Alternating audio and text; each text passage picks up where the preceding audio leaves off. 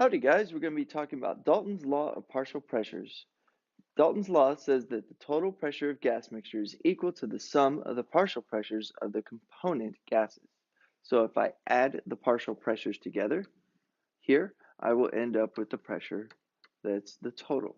So example number 10 says a gas cylinder contains a mixture of nitrogen, oxygen, and CO2 gas and has a total pressure of 2.5 atmospheres. What is the partial pressure of nitrogen uh, in atmospheres if partial pressure of oxygen is 0.6 atmospheres and the partial pressure of CO2 is 0.1 atmospheres? So the easiest way to do this is to think P total is the partial pressure of all the gases, nitrogen, oxygen, and CO2, and then now start putting in your numbers right underneath them. So 2.5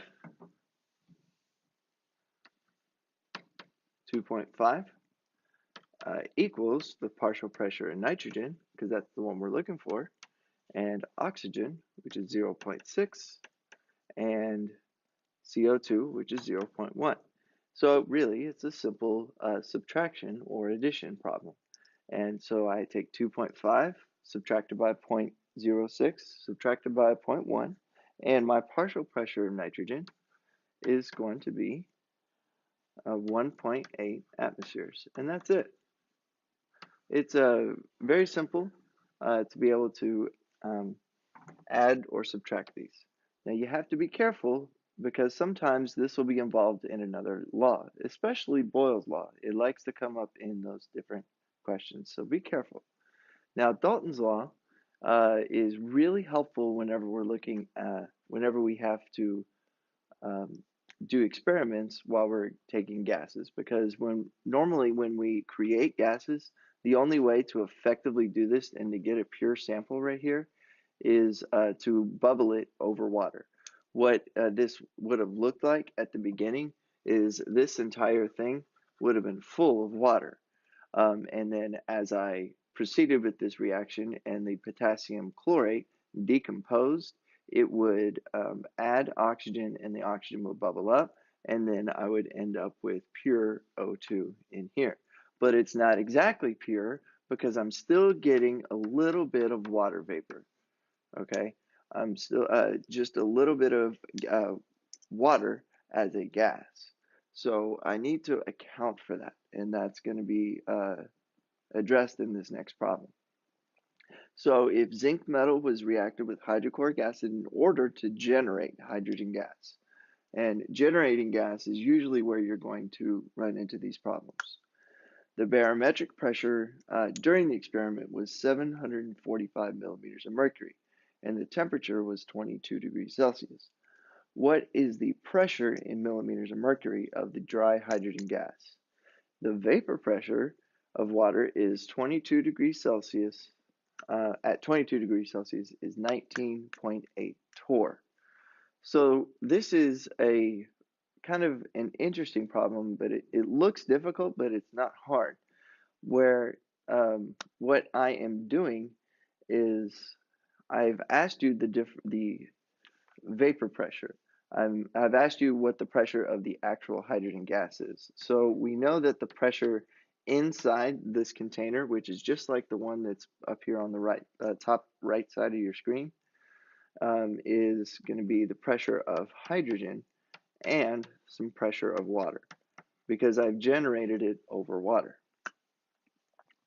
Now, the vapor pressure of water, it says it was at 22 degrees Celsius, and the barometric pressure was 745. So 745 is going to be your total pressure, and that's going to be millimeters of mercury. And the pressure of the hydrogen is going to be unknown, and we need to account for the vapor pressure of water, and that's going to be 19.8 torr. Okay. Now, you should remember from your unit conversions that torr and millimeters of mercury mean the same thing. and they're used interchangeably. So I'm not even going to convert units. I'll just erase these and call this millimeters of mercury. Now, that's just a simple subtraction, and I will end up with 725.2 millimeters of mercury, the pressure of hydrogen. Now, you may have asked, before you leave me, you may have asked that, well, what the heck is this vapor pressure stuff?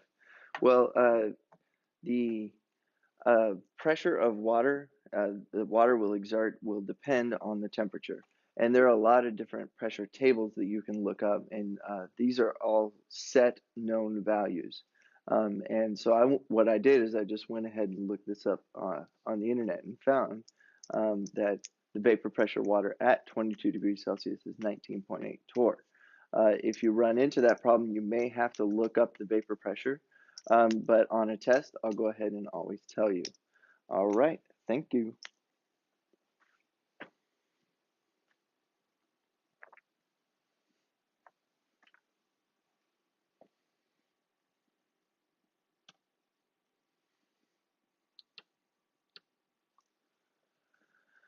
So here are a couple pro tips for answering some short answer questions.